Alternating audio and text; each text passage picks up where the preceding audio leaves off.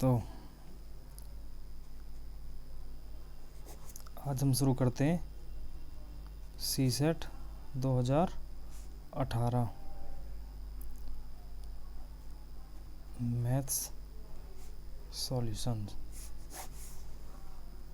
ठीक है जी, तो हम 2018 के सॉल्यूशंस निकालेंगे। अब देखो पहला वाला क्वेश्चन देखो, consider the following 3 dimensional figure, how many triangles does the above figure have. अच्छा, इसमें हमें नंबर ऑफ ट्राइंगल्स फाइंड करने हैं। तो देखो मेरे साथ में नंबरिंग करके करूँ, ऐसे ही देख सकते, ऐसे ही देखो। देखो यहाँ से चलेंगे, यहाँ से ये ए से नंबरिंग छोड़ो, यहाँ से एक, ये 2 और एक 3, यहाँ तक 3 हो गए। अब यहाँ से ऐसे डॉटेड वाले पार्ट पे चलो 4, ये पीछे की साइड होगी, ये ऐसे ये से वाइट डॉट पे ये एक और साइड होगी 5 हो गए। 5 ऊपर, ऐसे ही 5 नीचे बन रहे होंगे, या फिर यहाँ से आओ पहले सामने वाले देखो 5 हो गए। अब ये 1 2 ये वाला 3, एक ये 4 और एक ये 5, 10 हो गए। अब पीछे की तरफ चलो, यहीं पे ऐसे ही 5, 1 2 3 4 और ये डॉटेड वाला पार्ट 5, कितने हो गए? 15 हो गए। अच्छा जी, अब देखो नीचे आएंगे, एक ये और एक ये, 2 तो यही है। अब एक इस डॉट से ये डॉटेड लाइन, ये 1 2 और एक ये वाला 3, 3 2 5 ये, तो 5 + 5 + 5 + 5 20। ठीक है, इसमें समझाने का कुछ नहीं है, ये बस तुम्हें खुद काउंट कर रहे थे, तो इसमें मैं क्या ही समझाऊँ तुम्हें। ये बस तुम्हें देखने कहाँ से इसके नंबरिंग वगैरह करके फिगर बना सको तो फिगर बना के देख लेना, नंबरिंग वगैरह करके हो जाएगा ये। सेकंड वाला आ, जैसे इसमें देखो तुम, हम डॉट को मान लेते हैं x ताकि समझ आए क्या आए। तो ये हो जाएगा x + 1x + 2x + x3 + x1 = 21x। अच्छा जी, ये समझते हैं हम in the option x stand for, मतलब कि डॉट स्टैंड फॉर, डॉट हमने x मान लिया था। अब मुझे बताओ, जैसे हम लिखते हैं कोई नंबर है 23, इसको हम ऐसे लिख सकते हैं 2 × 10 + 3, 2 × 10 20 + 3, 101 है कोई नंबर, तो इसको लिख सकते हैं 100 + 0 × 10 + 1 × 100 1 × 1, तो ये क्या हो जाएगा 101। समझ आई क्या करते हैं हम? मतलब कि जो यूनिट प्लेस पे नंबर है उसे 1 से मल्टीप्लाई करते हैं, जो टेंस प्लेस पे उसे 10 से, और जो 100 प्लेस पे उसे 100 से मल्टीप्लाई करते हैं ऐसे ही कोई भी नंबर बनाते हैं हम। तो अब इसको देखो, ये तो x है ही, इसको 1 को, इसको क्या लिख सकते हैं 1x को 1 × 10 + x, तभी तो 1x बनेगा।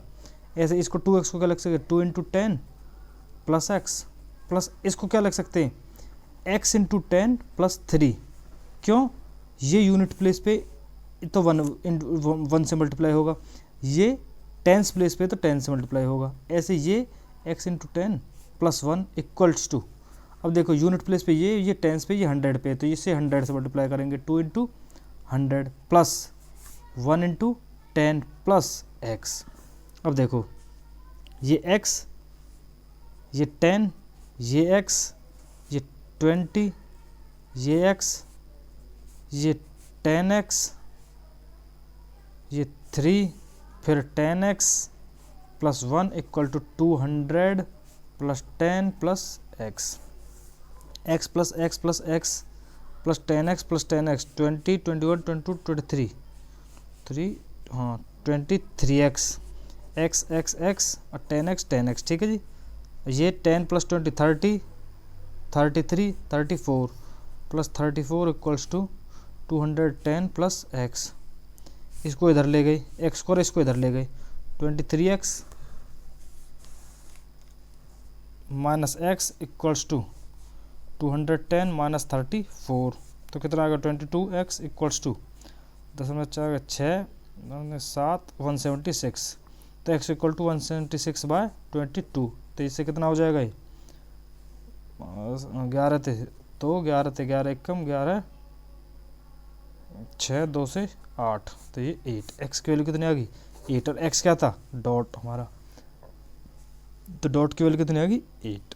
आगे समझ कैसे करते हैं, हमें ये समझ आया कि यूनिट प्लेस वाले को 1 से मल्टीप्लाई करते हैं, जो भी डिजिट होती है, टेंस प्लेस वाले 10 से, 100 प्लेस वाले को 100 से। अब देखते हैं हम थर्ड वाला, ये तो रीजनिंग है, ये तो तुम्हें रीजनिंग है तुम्हारी,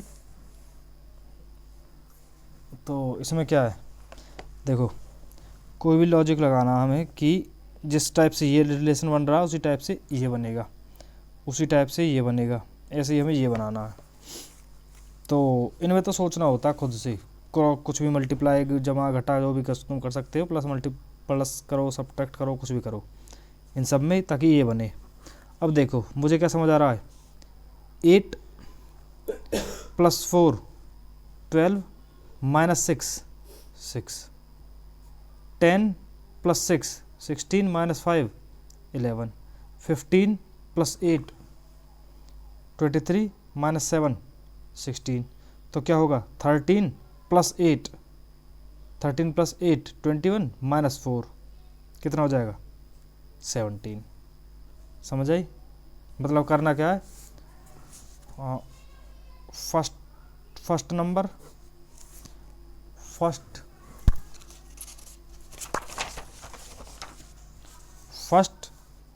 प्लस थर्ड माइनस सेकंड, ये करना हमें, first number plus third number minus में second number, first number plus third number minus second number, यहाँ पे करोगे ऐसे ही, तो 13 + 8 - 4 17, ठीक है जी। अच्छा जी, अब नेक्स्ट वाला देखो, how many diagonals can be drawn by joining the vertices of an octagon. अच्छा जी, how many diagonals can be drawn by joining the vertices of an octagon।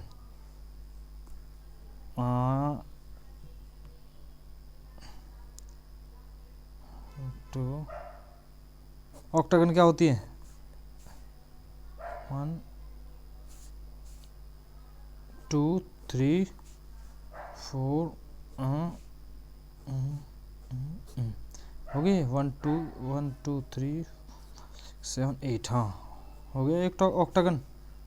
अब मुझे नंबर ऑफ डायगोनल्स फाइंड करने हैं इसमें, ये है ना ऑक्टागन, ये नहीं है, ये हटाओ, ये वाला है, ठीक है जी, नंबर ऑफ ऑक्टागन्स। तो इसका एक फॉर्मूला होता है शायद n - 2 4 - 2, ऐसे एक बार प्रूव कर लेते हैं फॉर्मूला, कितने बनेंगे 1 2 3 4 5, तो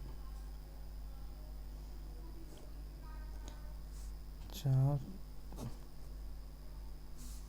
ये 1 2 n - 3 5 3 3 2 2, शायद यही होता है n - 3/2। यहाँ पे मैं 8 पुट करूँ तो 8 में 5/2, 2 ते 4 5 चौका 20,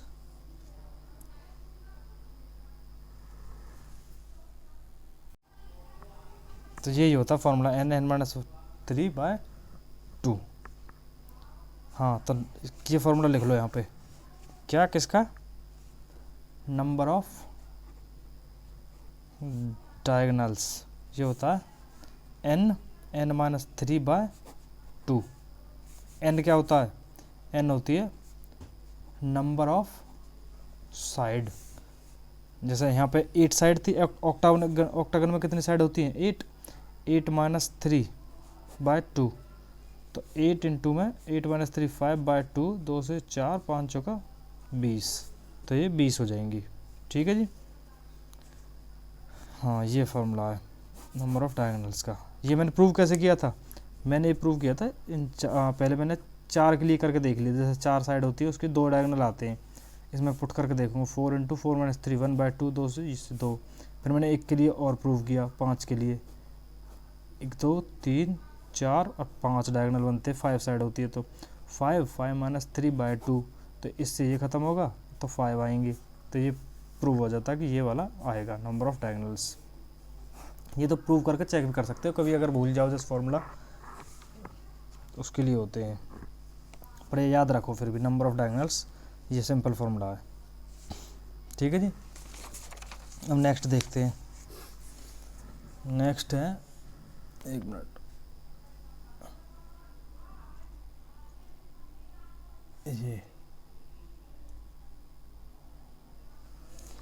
ये है ना, the figure draws below gives the velocity graph of 2 vehicles A and B. The straight line OKP represent the velocity of a vehicle A at an instant, whereas the horizontal straight line CKD represent velocity of vehicle B at an instant. In the figure, D is the point where the perpendicular from P meets the horizontal CKD such that PD equals to half of LD. अच्छा जी, मुझे what is the ratio between the distance, ये पूछा question, what is the ratio between the distance covered by vehicle A and vehicle and B। मुझे VA bye VB इसकी ratio find करनी है कि ये क्या होगी। The time interval OL, time जो है वो है OL। ठीक है जी, अब क्वेश्चन पे आ जाओ। देखो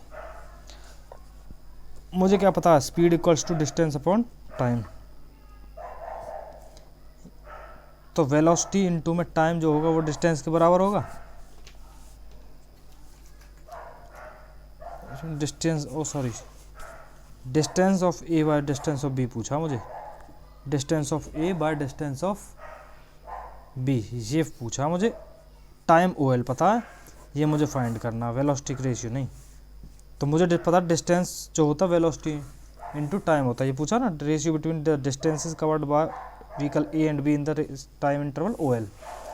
ठीक है, अच्छा जी, तो मुझे ये पता डिस्टेंस जो होता है वो होता है वेलोसिटी इनटू टाइम। अच्छा, इस फिगर पे आओ, ये है ये वैल्यू मान लो CD, ये क्या था L, CD LO OL CD ये वाला है फिगर। इसमें वेलोसिटी इनटू टाइम क्या होगा, एरिया अंडर कर्व होगा।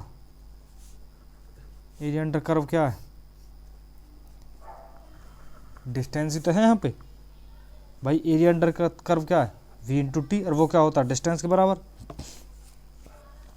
तो वेलोसिटी V के लिए क्या है, अगर V वेलोसिटी के लिए निकालूँ मैं डिस्टेंस, तो डिस्टेंस क्या हो जाएगा, area under curve. Area under curve क्या होगा, वो एक रेक्टेंगल बन रहा है, ऐसे ही तो बन रहा है। देखो ये है, ये ऐसे है, और ये ऐसे आ रहा है, यहाँ से ये है OL, ये K है, ये C है, ये D है, ये P है, ये वेलोसिटी V है, ये वेलोसिटी A है। अब मुझे बताओ वेलोसिटी इन, ये वेलोसिटी है, ये वेलोसिटी है, वेलोसिटी इस डायरेक्शन में, टाइम इस डायरेक्शन में, टाइम OL ही ले रखा है यहाँ से यहाँ तक का बस। दिस इनटू दिस, ये एक रेक्टेंगल बन रहा है, रेक्टेंगल शेप है ये, CDLO एक रेक्टेंगल है। तो रेक्टेंगल का एरिया क्या होता है, area of rectangle L into B। L क्या है इसमें, लेंथ OL, और ब्रेथ क्या है LD, यही है। और OL क्या थी, OL जो है वो टाइम है, और LD velocity, time into velocity, ये क्या होगा फिर डिस्टेंस ऑफ B। ठीक है जी, तो डिस्टेंस ऑफ B क्या होगा, OL इंटू CD LD। अच्छा, अब A के लिए निकालो, ये क्या बन रहा है, एक ये क्या बन रहा है, एक ट्राइंगल। तो एरिया ऑफ OPL क्या होता है, हाफ वेलोसिटी, वेलोसिटी क्या है हाफ OL इंटू PL, यही होगा एरिया अंडर कर्व। तो ये किसके बराबर है, डिस्टेंस ऑफ A के बराबर। एरिया अंडर कर्व यही तो होगा, हाँ वो इसके बराबर है। O L into P L.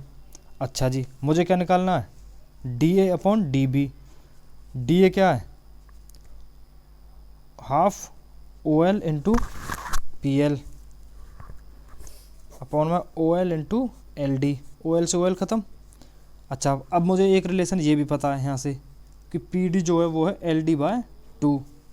P D L D by two है, तो पी एल कितना होगा, पी एल जो होगा उसको, पी एल को क्या लिख सकता हूँ मैं, ये देखो ये पी एल है, इसको लिख सकता हूँ मैं P D plus L D divide by two L D. Two ये वाला है, ये जो चल रहा है यहाँ पे टू एल डी। ठीक है जी। अच्छा, अब पी डी क्या था, L D bye two, L D by two plus L D upon two L D. यहाँ से एल सी एम लोगे, L D by two plus L D का एल सी एम लोगे ना, तभी तो सॉल्व हो गए।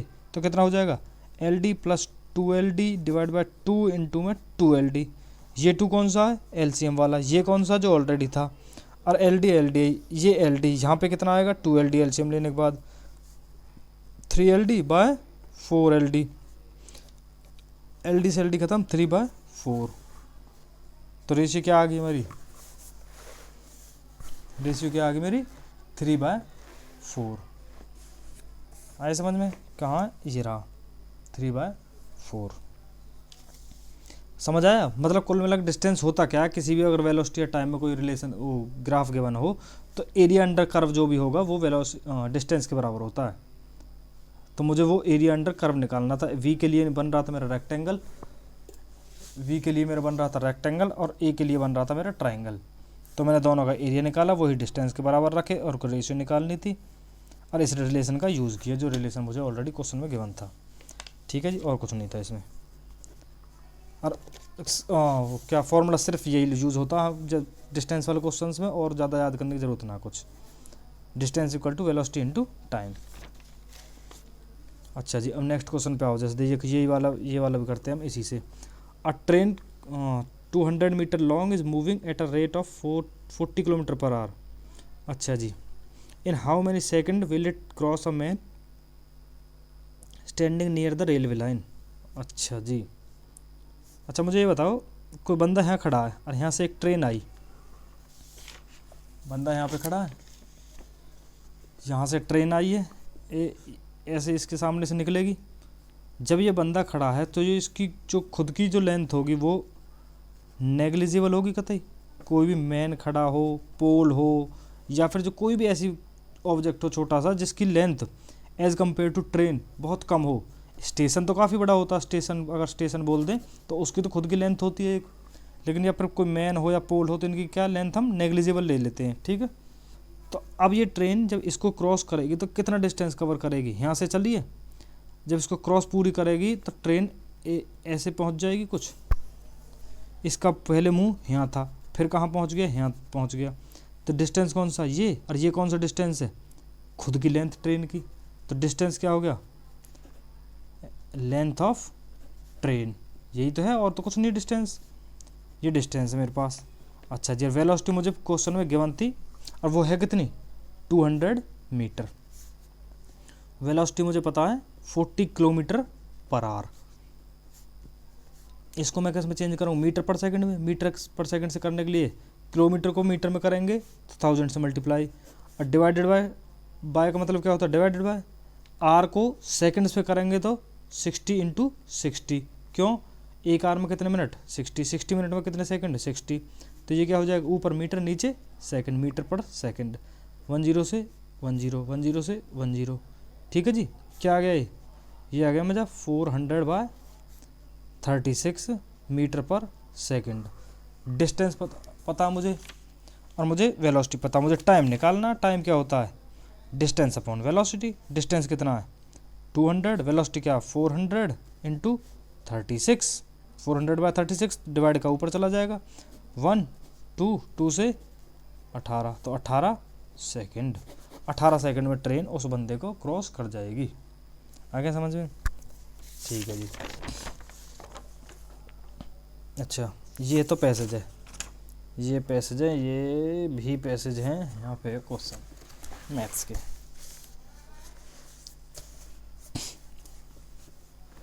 देखो ये देखते हैं अब। The following three items are based on the graph given below, which shows imports of three different type of steel over a period of 6 months of a year. Study the graph and answer the three items that follow. ये coil का तो है, ये steel है, seat है और ये scrap है। अच्छा, ये इनके रेट दे रखे हैं डॉलर्स में। 3 क्वेश्चन है इससे रिलेटेड, 11, 12, 13। ठीक है जी, ऐसे क्वेश्चन ईजी होते हैं, ऐसे हो जाते तो 3-4 क्वेश्चन एक साथ दे के जाते हैं। 8-10 नंबर बढ़िया। देखो, और सिंपल कैलकुलेशन होती है, कुछ भी नहीं यहाँ से बताइए, सब कुछ ये बताया ग्राफ तो भाई, कुछ फॉर्मूला यूज़ नहीं होता। देखो, by how much measure in thousands of ton did the import of sheet steel exceed the import of cold steel. मुझे ये बताना कि सीट स्टील कितनी ज़्यादा है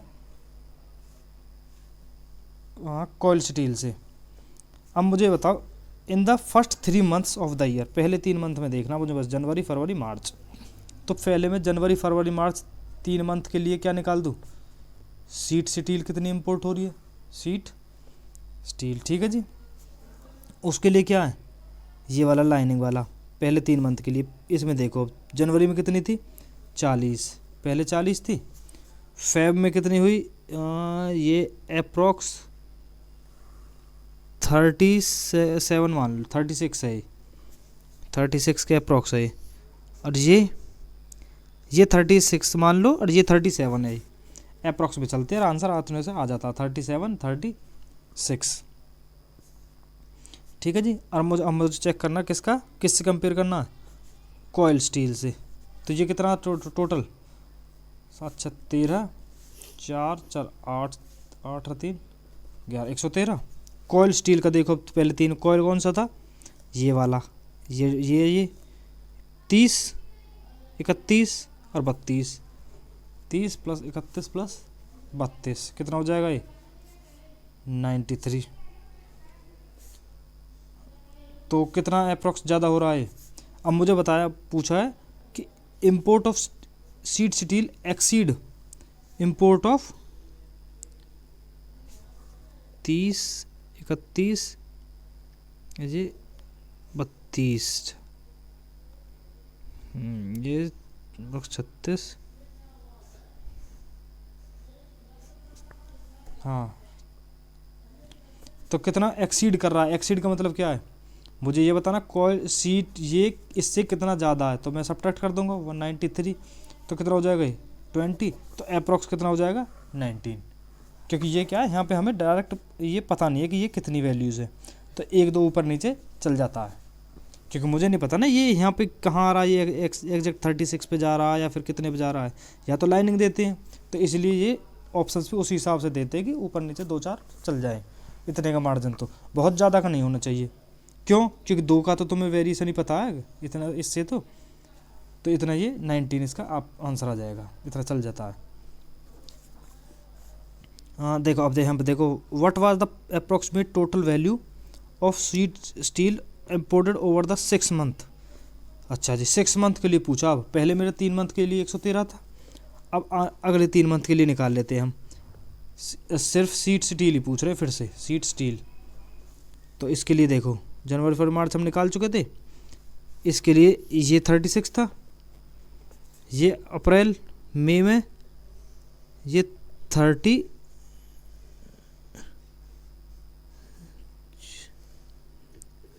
अप्रोक्स 34, और ये भी 34 + 34, तो कितना हो जाएगा, ये 4 4 10 4 14, 3 3 6 6 4 10, 104।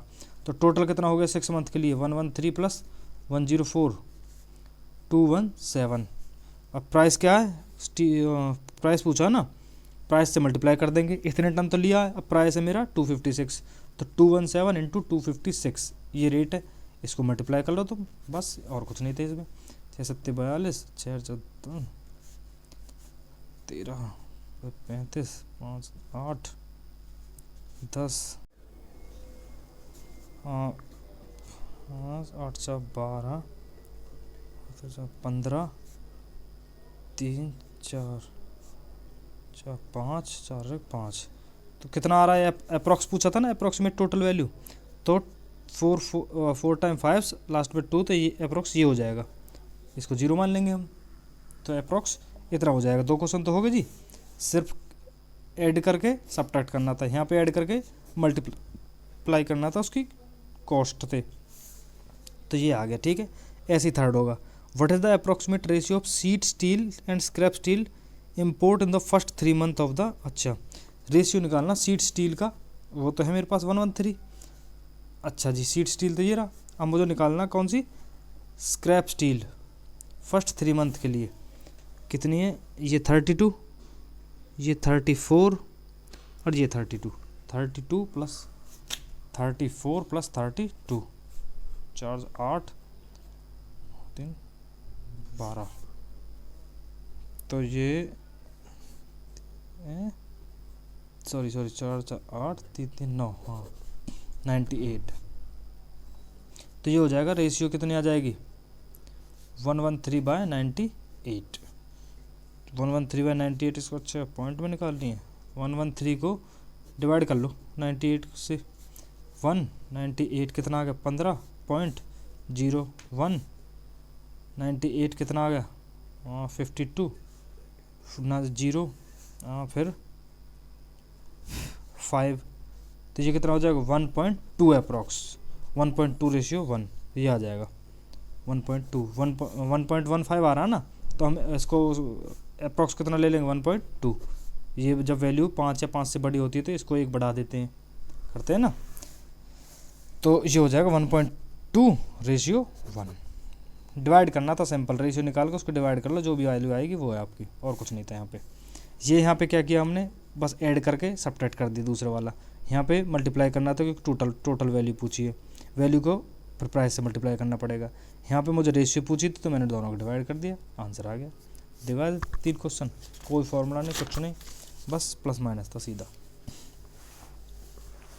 अब देखो ये वाला, ये क्या है, ये फिगर देख लो पहले, ये फिगर बना लेते हैं। ये है ऐसे, फिर ऐसे ऐसे ऐसे, ये है और ये है।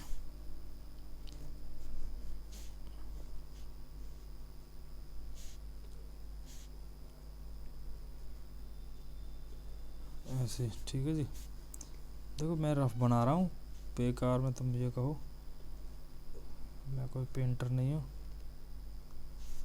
तो तुम देख लेना अपनी फिगर बुक से, पेपर डाउनलोड कर लेना। ठीक है जी, मैं बस ये बताऊंगा, ये लाइन है यहाँ पे, ये डॉट है, इधर 2 डॉट है, ये लाइन है, यहाँ पे 2 डॉट है, यहाँ 3 डॉट है, ये लाइन है, यहाँ 3 डॉट है, यहाँ पे 4 डॉट है, ये यहाँ क्रॉस है, यहाँ 2 डॉट है, यहाँ 1 ही डॉट है। अच्छा जी, ठीक है जी, अभी तक ये फिगर है। अब पूछा क्या मेरे से पूछ रहे हैं, what is the symbol on the face opposite to that containing a single dot, single dot के अपोजिट कौन सा होगा। देखो पहले इस फिगर को समझो,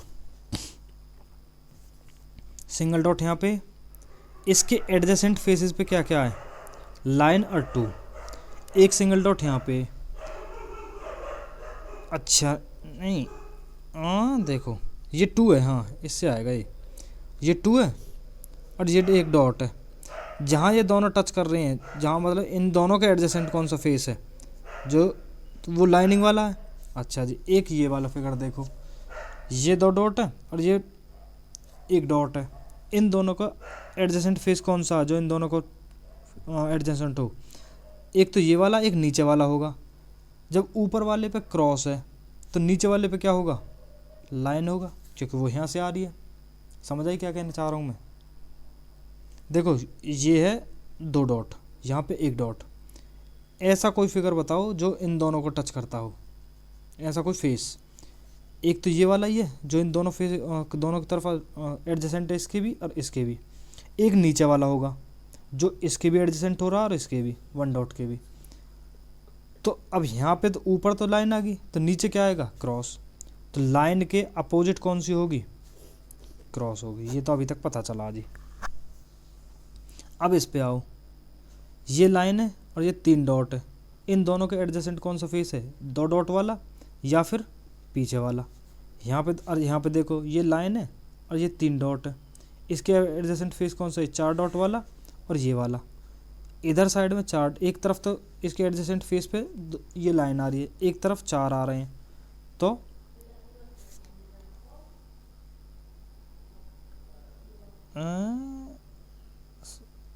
हाँ, एक तरफ तो 3 डॉट और लाइन के एडजेसेंट 2 डॉट आ रहे हैं। तो 2 डॉट के अपोजिट कौन से होंगी? 4 डॉट। 1 2 3 4 डॉट। समझ आई? तो बचा क्या? एक डॉट के अपोजिट क्या है? एक डॉट के अपोजिट है आपका सिर्फ 3 डॉट वाला। देखो क्या हुआ, मैंने यहाँ किया क्या है, कोई भी फिगर है, ये देखो यहाँ पे जैसे क्यूब बना लेते हैं हम एक, ठीक है जी। ये एक क्यूब है, एक ये फेस है ये वाला जो ऊपर से ऊपर ये है, ठीक है जी। अब देखो ये वे फेस है जो ये वाला, ये मेरे फ्रंट पे, और एक ये राइट वाला। इन दोनों को जो फेस टच करता हो वो कौन सा है? पीछे वाला तो नहीं होगा क्योंकि वो इसके एडजेसेंट नहीं है। ये पीछे वाला नहीं होगा क्योंकि वो इसके सामने वाले के एडजेसेंट नहीं है। कौन सा फिर? ऊपर वाला या फिर नीचे वाला? ये वाला नीचे वाला। यही दो फेस है, बस यही समझना था यहाँ पे कि इन दो फेसेस के एडजेसेंट ये दोनों फेसेस हैं। ऐसे ही यहाँ पे समझो। अब एक डॉट को देखो और एक लाइन को देखो, इन दोनों के एडजेसेंट कौन से फेस है? ये राइट वाला और एक इधर में लेफ्ट वाला होगा। और यहाँ पे देखो, सॉरी, 2 डॉट और एक डॉट के एडजेसेंट ऊपर वाला और नीचे वाला होगा। 2 डॉट और एक डॉट के एडजेसेंट क्रॉस होगा और एक नीचे वाला होगा। तो एक तरफ तो इनके एडजेसेंट तो इन दोनों के दो ही फेस हैं। एक पे क्रॉस आ रहा है और एक पे क्रॉस आ रहा है और एक पे लाइन आ रहा है। तो ये दोनों क्या हो गए? अपोजिट हो गए। ऐसे इस पे आओ, 3 डॉट और लाइन, इनके एडजेसेंट कौन से है? 2 डॉट वाला और 4 डॉट वाला। तो ये दोनों एक दूसरे क्या होंगे? अपोजिट होंगे। तो बचेंगे कौन से? 1 डॉट और 3 डॉट, वो दोनों क्या? एडजेसेंट। यहाँ पे क्वेश्चन पे आओ। अब what is the symbol on the face opposite to that containing single dot? 3 dot होगी जी, ये रहा option. What is the symbol on the face opposite to that containing 2 dots? 2 dot के अपोजिट 4 डॉट, ये रहा जी। What is the symbol on the face opposite to the face containing cross? Cross के अपोजिट लाइन, ये रही जी। आगे तीनों एक साथ। बस इतना ही समझना था कि एडजेसेंट 2 फेस होते हैं, 2 साइड के। अपने रूम को देख लो, अपने एक सामने वाले को देखो और एक राइट वाले को, ऐसा फेस ढूंढो फिर जो इन दोनों फेसेस के एडजेसेंट हो। तो कौन कौन सा आएगा? सिर्फ छत, ऊपर वाली छत और नीचे वाला फ्लोर तुम्हारा। ये 2 होंगे जो इन दोनों के, तुम्हारे सामने वाले और तुम्हारे राइट वाले के एडजेसेंट होंगे। तो यही यहाँ से यही निकालना था कि अपोजिट कौन कौन से आएंगे। ऐसे ही 2 फेसेस की साइन दे रखे हैं मुझे, बस ये था इसमें। फिर भी समझ ना आए तो कमेंट कर देना, फिर से समझा देंगे क्यूब लाकर।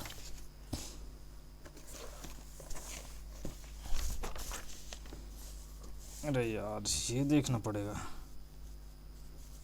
भाई, इसके लिए तुम्हें ABCD आनी चाहिए। If Roman is written as this and Dinesh is this, then Aman is and LG। अच्छा यार, इसके लिए तुम्हें ना ABCD लिखनी पड़ेंगी, या तो तुम इनको याद कर लो।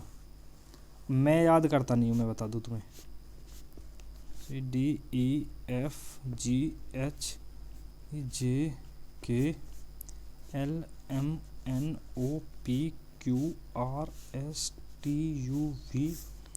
XYZ 1 2 3 4 5 6 7 8 9 10 11 13 14 15 16 17 18 19 20 23 24 25 26। अब देखो L ये रहा, इससे अगला M, L से अगला M, ये बन गया। S के बाद U, यहाँ पे U आ रहा एक छोड़ के। J के बाद M 2 छोड़ के आ रहा है।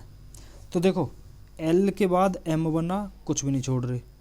S के बाद U बन रहा है, 1 छोड़ा जा रहा है। J के बाद M बन रहा है, 2 छोड़े जा रहे हैं। J के बाद M 2। उसके बाद एक्स का बी बना रहे हैं, एक्स का बी, तो 1 2 3 छोड़े जा रहे हैं, बी बनाया जा रहा है। वी के बाद वी का ए, वी का ए 1 2 3 4, वी के बाद कितने 1 2 3 4, फिर ए आ रहा है तो 4 छोड़े जा रहे हैं, ए बन रहा है। सी का आई बनाया जा रहा है, सी के बाद आई 1 2 3 4 5 छोड़ के आई बन रहा है। समझ गए? पहले कुछ नहीं छोड़ना, फिर एक एक गैप देते चले जाना, वही आंसर आएगा। डेली के लिए चेक करना मुझे, DELHI, डी के बाद सीधा ई आएगा, कुछ नहीं छोड़ना। ई के बाद एक छोड़ना है, जी आएगा। एल के बाद 2 छोड़ने हैं, एल के बाद 2 छोड़ के ओ आएगा। एच के बाद 3 छोड़ने हैं, 1 2 3 छोड़ के एल आएगा। आई के बाद 4 छोड़ने हैं, 1 2 3 4 छोड़ के एन आएगा। तो EGOLN यहाँ पे चेक करो, DEL, ये the code for this is, ओ यार, ओके, ये मतलब कि यहाँ तो एल के बाद एम आया। अच्छा जी, कोई बात नहीं, चलो नहीं आया ना ये, कोई बात नहीं, उल्टे चल जाओ। जैसे यहाँ पे हम आगे बढ़े थे ना, ऐसे यहाँ पे पीछे चलो। देखो ऐसे क्वेश्चंस में होता क्या है, अगर आगे से नहीं बना तो पीछे से बनेगा। क्यों? क्योंकि लॉजिक सिर्फ ये होगा, रीजनिंग के क्वेश्चंस में लॉजिक यही लगते हैं, जो एक बार लॉजिक लग गया वही लगेगा, या तो सीधे चलेंगे या उल्टे चलेंगे। अब उल्टे बना के देखो, डी से पहले क्या है, सी, ई से पहले 1 छोड़ के फिर सी, 1 छोड़ के, एल से पहले 2 छोड़ने हैं, एल से पहले 2 छोड़ रहे हैं, एल ये रहा, 2 छोड़ के आई। एच से पहले 3 छोड़ने हैं, 1 2 3 छोड़ के, एच से पहले 3 छोड़ के, सी आई 3 छोड़ के, 1 2 3 डी। अच्छा, फिर उसके बाद क्या है, आई से पहले 4 छोड़ने, आई 1 2 3 4 छोड़ के फिर से डी, तो क्या बन गया ये वाला, CCID, ऑप्शन ए। समझ आए? देखो मैंने बताया ना, होता क्या है इनमें, लॉजिक सेम लगेगा। या सीधा, मैंने पहले सीधा लगाया नहीं बना, कोई बात नहीं जी, उल्टा लगा के देख लो, सेम लॉजिक, कि डी से 1 पहले चले जाओ, ई से 1 छोड़ के चले जाओ, एल से 2 छोड़ के चले जाओ, एच से पीछे की तरफ 3 छोड़ के चले जाओ, आई से पीछे की तरफ 4 छोड़ के चले जाओ, लॉजिक सेम है। आंसर ये आ गया। अब देखते हैं हम रमन का, RAMON, Raman is written as 1 2 3 4 5। अच्छा जी, दिनेश को 6 7 5,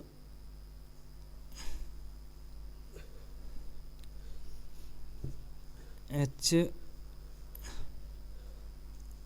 2 3 2 3। ओके, ये तो कुछ भी नहीं है यार, 1 2, रमन का 1 2 3 4 5, ठीक है। यहाँ से देखो, DINESH क्या है, 6 7 5 8 4 9, एन क्या था यहाँ पे, यहाँ चेक करो, ऐसे ही लिख दो इनको, एन के नीचे 5 है, यहाँ पे एन के नीचे 5 है। तो अब तुम HAMAN इसके लिए कोड बनाना है। एच के नीचे क्या आएगा, यहाँ से देखो 9, ए के नीचे 2, एम के नीचे 3, ए के नीचे फिर 2, एन के नीचे, सॉरी HAMAM है यहाँ, एम के नीचे फिर से 3, 9 2 3 2 3, ये रहा ऑप्शन। तो होता है इन ऐसे क्वेश्चन में, रीजनिंग्स में क्या है, सिर्फ लॉजिक ढूंढना, कुछ भी। यहाँ पे मैंने देखा कि N5 है और यहाँ पे भी N5 आ रहा है, तो मैंने बस इसी को मान के ये मान लिया कि इन सब के कोड सेम बन रहे हैं, और उससे ज़्यादा कोई रिलेशन बनेगा नहीं। ठीक है, ये होती है रीजनिंग, इनमें कुछ भी लॉजिक तुम्हें लगाना होगा, ये और ये होती है प्रैक्टिस की चीज़। यहाँ जितनी ज़्यादा प्रैक्टिस करोगे उतना ही फ़ायदा है, इसमें कोई ट्रिक व्रिक ऐसा कुछ ज़्यादा नहीं बता सकते हम। अब देखो next question, if x is between -3 and -1 and y is between -1 and 1, then x² - y² is in between which of the following. x की वैल्यू है -3 से -1 और y की वैल्यू है जो वो है -1 से 1। अच्छा जी, तो मुझे बताना x² माइनस y²। अच्छा जी, कि इसकी वैल्यू कहाँ से कहाँ तक आएगी, ये और ये।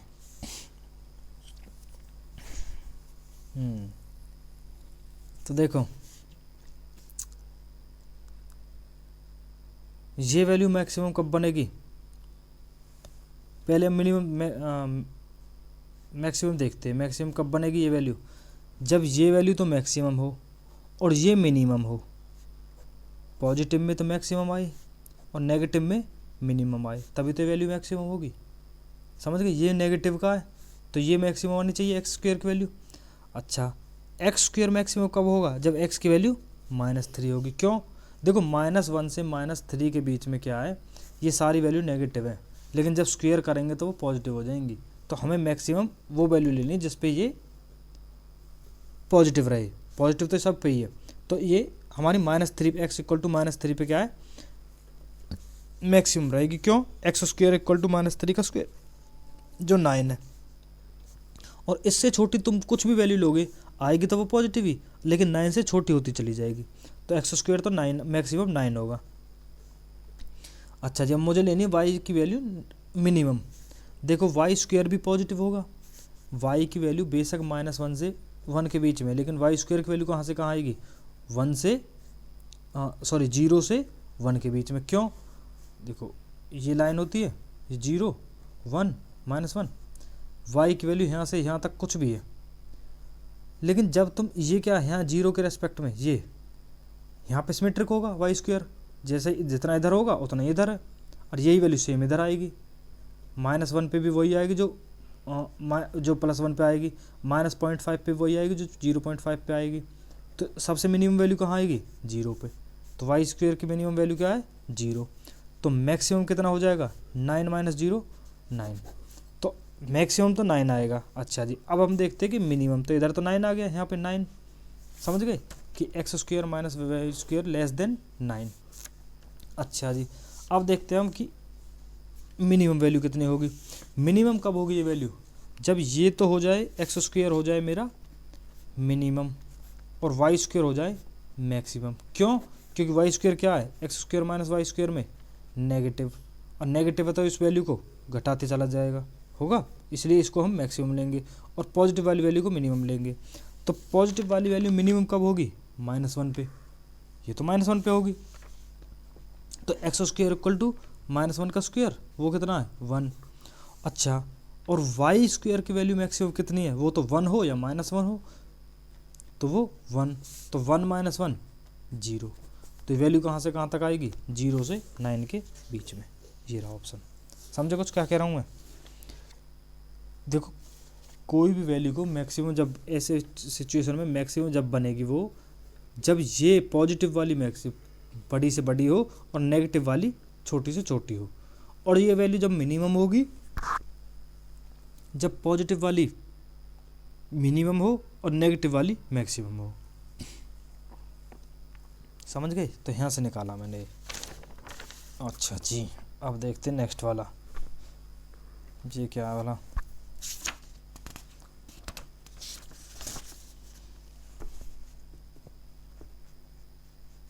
देखो जी, x and y are natural number other than 1 and y is greater than. अच्छा जी, y ग्रेटर देन x मुझे इतना पता है, लार्जेस्ट नंबर फाइंड करना है। अच्छा यार, कोई भी नंबर ले लो, कोई भी इंटीजर, तुम 7 8 9 11 कुछ भी जो तुम्हारा मन करे, उनका रेशियो जब भी निकालोगे, डिवाइड किसी को किसी से भी करोगे तो वैल्यू क्या होगी, डिक्रीज ही तो होगी। तो डिवाइड वाली वैल्यू ने तो भूल ही जाओ कि तुम x को y से डिवाइड कर लो या y को x से कर लो, ये वैल्यू कम ही होगी, बढ़ेगी तो नहीं। समझ गए, क्योंकि वो क्या है, नेचुरल नंबर है। 1 को छोड़ के तो 2 3 4 5 ऐसे कुछ भी होंगे। अब मान लो x और y मैंने ये ले लिया, y बढ़ा ना, तो ये मान लो y है और ये x है। तुम 3/4 निकाल लो या 4/3 निकाल लो, ये 1 पॉइंट समथिंग ही तो बनेगा, सिर्फ 4 से तो छोटा ही रहेगा इन सबसे ही। अच्छा जी, ऐसे ही x + y/xy, यहाँ पे भी क्या है, डिवाइड हो रहा। किसी भी नंबर कुछ डिवाइड करोगे तो क्या होगी वैल्यू, डिक्रीज ही होगी एज कम्पेयर टू मल्टीप्लाई। अब इन दोनों नंबर को ही लो, जैसे मैंने एग्जांपल के लिए ही मान लिया 3 और 4, ये भी रहे एक्स और वाई। 3/4 क्या है 0.7 समथिंग। 4/3 क्या है, बी ऑप्शन देखो, 4/3 क्या है 1.3 समथिंग, 1.3 आएगा हाँ। अच्छा x plus y upon x y कितना आएगा 3 + 4 अपॉन 3 × 4, तो 7/12, ये भी 0 पॉइंट समथिंग ही आएगा। अच्छा और x × y क्या आएगा 3 × 4 से सीधा 12 जा रहा है, ये कोई भी वैल्यू इसके बराबर होगी, इसलिए सबसे बड़ी कौन सी होगी मल्टीप्लिकेशन वाली ही। समझ गए, दो वैल्यू जब ही मैक्सिमम हो सकती हैं जब इंटीजर हों। देखो यहाँ पे ये ज़रूरी था कि नेचुरल नंबर है, अगर ये फ्रैक्शंस में होती तब बात अलग हो जाती। यहाँ पे नेचुरल नंबर है तो इंटीजर है, इसलिए इंटीजर्स का मल्टीपल ही मैक्सिमम होता है। कभी भी उनको किसी डिवाइड करोगे तो वैल्यू डिक्रीज ही हो रही है। ठीक है जी।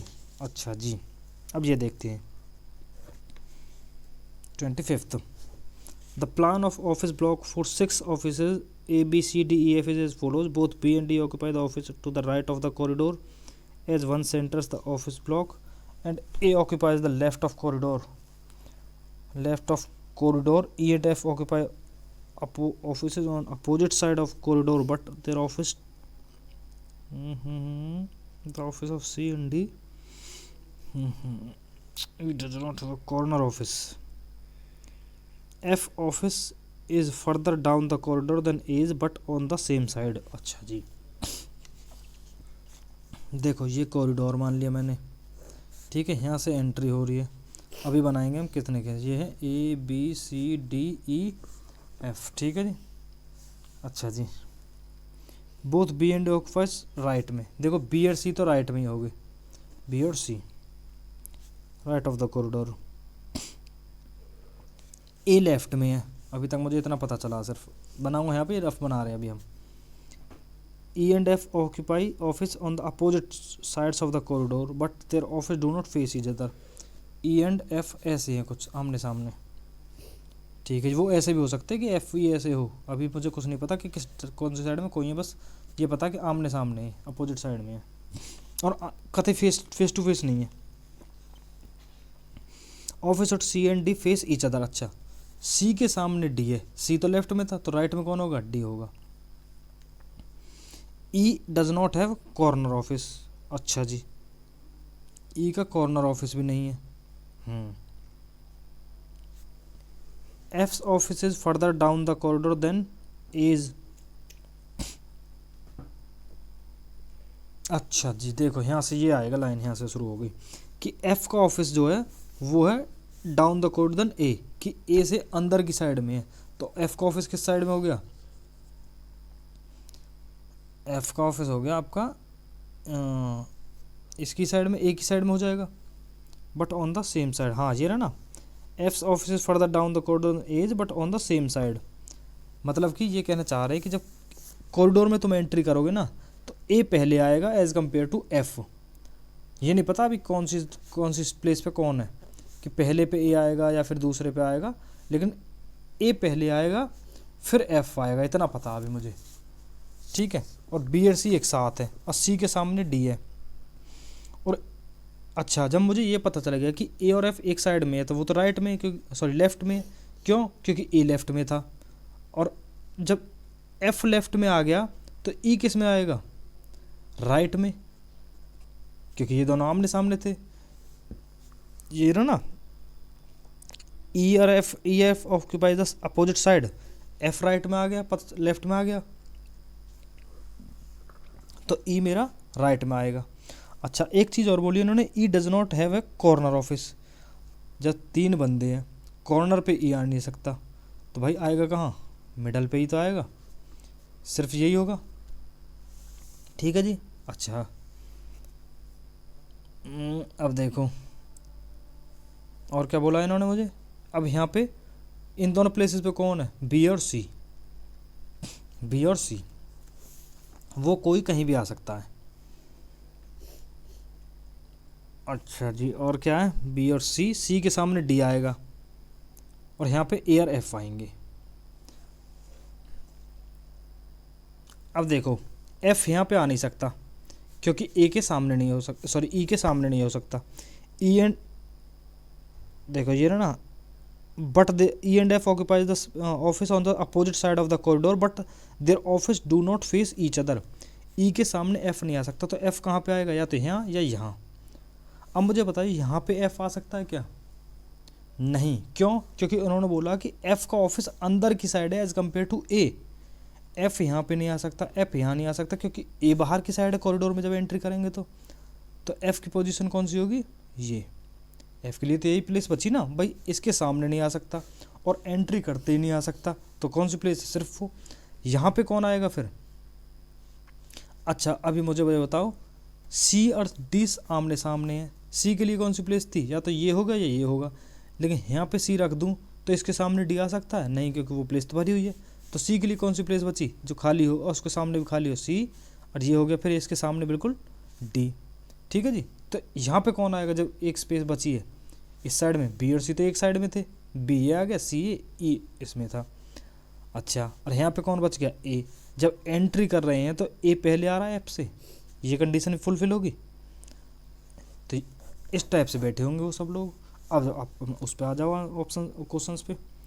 अब देखो ये क्वेश्चन क्या कह रहा है, if E sits in his office and faces the corridor, E face कर रहा कॉरिडोर की तरफ इस डायरेक्शन में, whose office is to his left, इसके लेफ्ट में कौन होगा? जब इस डायरेक्शन में फेस करेगा तो लेफ्ट में सी होगा, ये रहा जी। Who is F's immediate neighbour, F का नेबर कौन है, ए। एफ का नेबर तो ए ही है ना, तो ए ओनली। समझ आई कैसे होते हैं?